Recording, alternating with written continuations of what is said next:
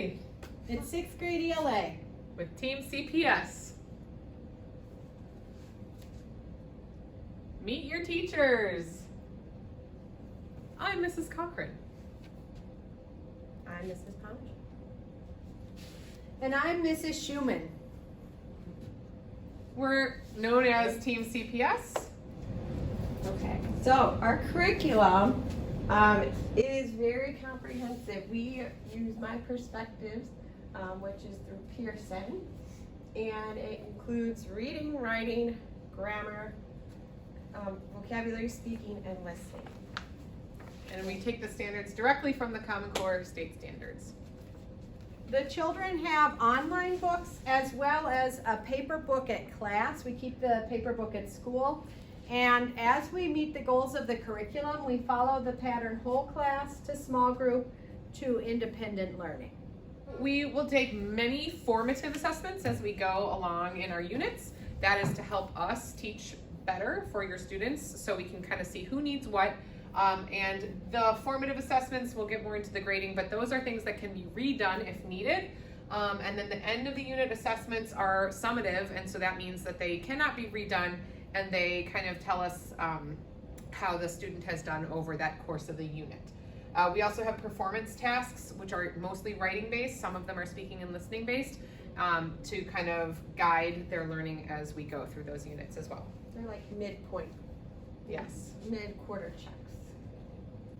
So homework and classwork are two important components. Most of the assignments are considered classwork and will be completed during class. However, if a child is unable to complete it during class or is absent, they're still expected to finish that work. And if they're unable to complete it, but we judge that they've been using their time appropriately, then we'll tell them it is not work to be completed at home. We'll complete it the next day.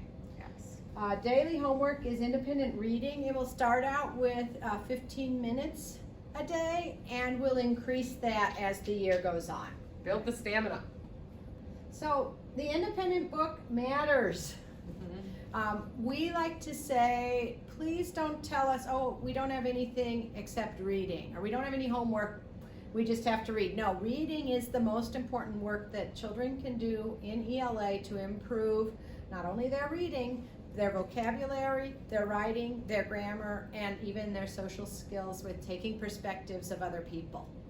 With the reading, they can read silently, they could read aloud, they can read to a sibling and or cousin, anyone in their family. And if there is a native language other than English or a different language spoken in the home, students can also read in that language. So we strongly again encourage at least 15 minutes of reading a night for this quarter. We're also going to increase that amount of time every quarter because, and you can see, we'll probably have this infographic linked somewhere, but the amount of time a student reads impacts their education so much. So if a student reads for 20 minutes a day, that means they are exposed to 1,800,000 words per year, versus a student that only reads 1 minute a day, that's 8,000 words a year. So it's a huge difference, and just the exposure to those words increases vocabulary like we talked about, or increases your grammar skills, increases your empathy, increases your reading and your writing skills. So it's a huge thing, and reading is strongly emphasized in this class. It's really important for you to work with us. We can't do it without you, and you are the expert of your child. So we thought that we would give you some ideas about how you can help your child to be successful in ELA class in 6th grade. We really do encourage you to check Infinite Campus together, so check your child's grades pretty frequently and talk with them about how they can email a teacher to make up work or get help with something. Use the agenda book. Make sure there's a quiet place for your students to do their homework. And with speaking and listening, just kind of have higher level academic conversations if you can. And again, speak in any language that you're most fluent in, because learning in any language is wonderful. That helps with English as well. It's really important to realize that this is the first time your child is learning to do homework. So they aren't necessarily, in fact, most of them are not ready to be independent with doing homework yet. And we need your collaboration in helping them learn how to do it and establish good habits. This will serve them well going forward for the rest of their schooling. So make sure that you help your child set up a location, make sure they can charge their devices, that they have a regular schedule to do work, and support them in their use of the assignment notebook. Don't do it for them, but coach them to do it.